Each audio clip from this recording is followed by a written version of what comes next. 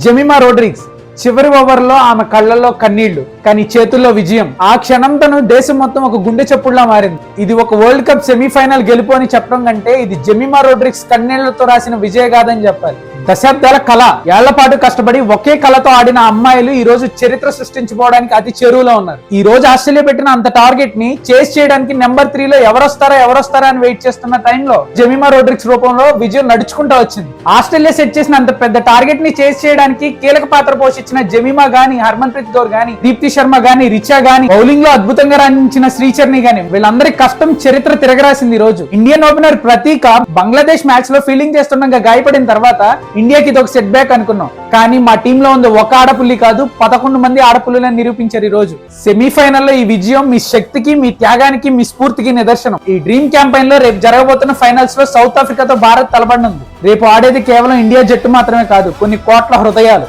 రేపు మన ఆడపుల్లులు చేసే గర్జన ప్రపంచం మొత్తం వినబోతుంది. 10 రోజుల వ్యవధిలో భారత్ కు మరో దివాళీని తీసుకురావాలని, మన ఆడపుల్లులు రేపు గర్జించాలని, విజయాన్ని ముద్దాడాలని మనస్ఫూర్తిగా ఆకాంక్షిస్తున్నాను.